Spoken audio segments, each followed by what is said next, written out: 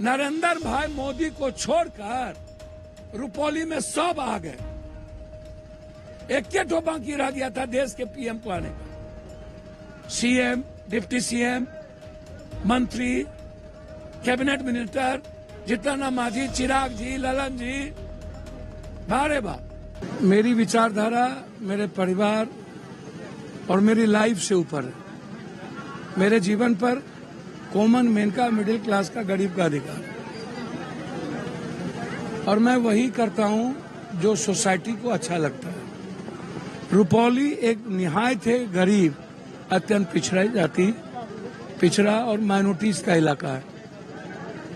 20 सालों से रुपौली ने जदयू को वोट दिया लगातार 5 बार और 20 सालों से आपकी सरकार है।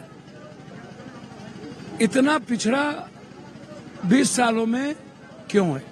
आप मोहनपुर को आप प्रखंड नहीं बना पाए, आप रुपौली की कनेक्टिविटी को नहीं जोड़ पाए, रुपौली से जो हमने वीरपुर रेलवे लाइन को किया था उसको नहीं जोड़ पाए, नौगछिया से जो एनएच का था उसको आप नहीं ले पाए।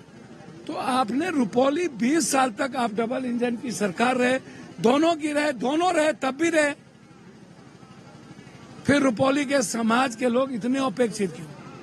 इसीलिए मैं जितना मानता हूं, मैं इतना दावे के साथ कह सकता हूं कि हर परिस्थिति में मैंने स्पष्ट रूप से कहा था कि मेरे लिए व्यक्तिगत महत्वाकांक्षा और व्यक्तिगत राजनीति का कोई औचित्य नहीं है।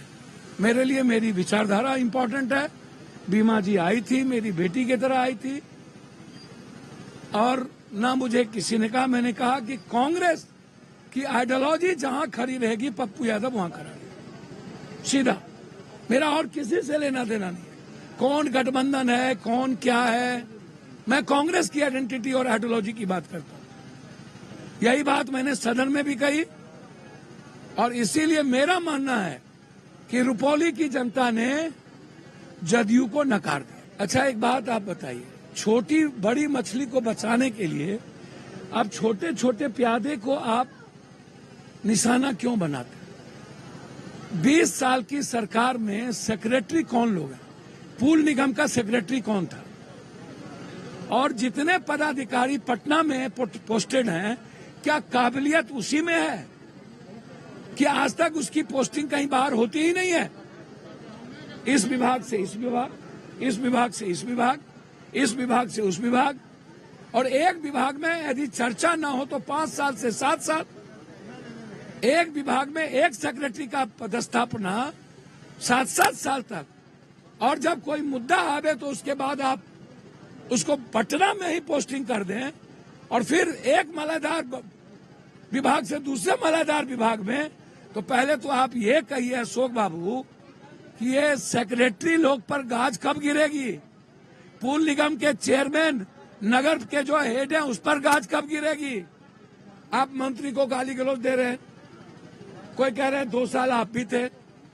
अशोक बाबू 2 साल में आप भी थे।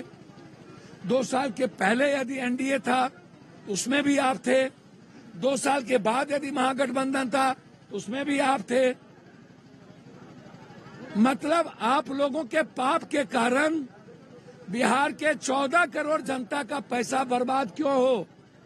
बिहार सफर क्यों करे? बाढ़ की स्थिति उतनी ही भयानक। सब मस्त हैं। नरेंद्र भाई मोदी को छोड़कर रुपौली में सब आ गए। एक ठो बाकी रह गया था देश के पीएम को आने का। सीएम, डिप्टी सीएम, मंत्री, कैबिनेट मिनिस्टर, जितना माझी, चिराग जी, ललन जी, भारे बा। और आपने पूर्णिया के और किशनगंज, अररिया के बाढ़ पर चर्चा तक नहीं की। ये छोटी बात नहीं है। इसीलिए मैं बहुत क्लियर हूं कि पुल टूटने का सिलसिला ये जब 60% आप पीसी लेंगे, 30-20 भी काम नहीं हो पाएगा।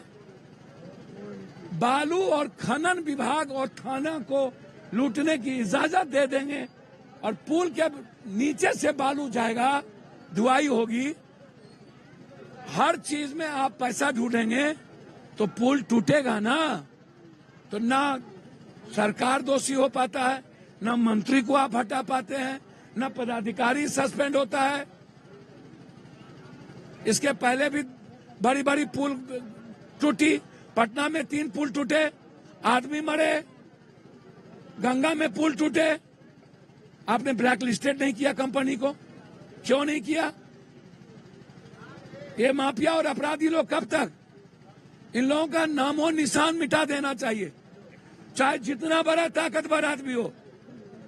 सर, एवरीवन एंड एवरीबॉडी, यदि वो लूट का कारण है कोई टेंडर, कोई माफिया, तो उसके साम्राज्य को मिटा देने की जरूरत है। हैशटैग रीनीट की भी बात ना करे। और मैंने दूसरी बात कही, विशेष राज्य का दर्जा। तो ये आम आदमी की आवाज थी ना देश की, और आज आम आदमी के बच्चे का लाइफ का सवाल है ना।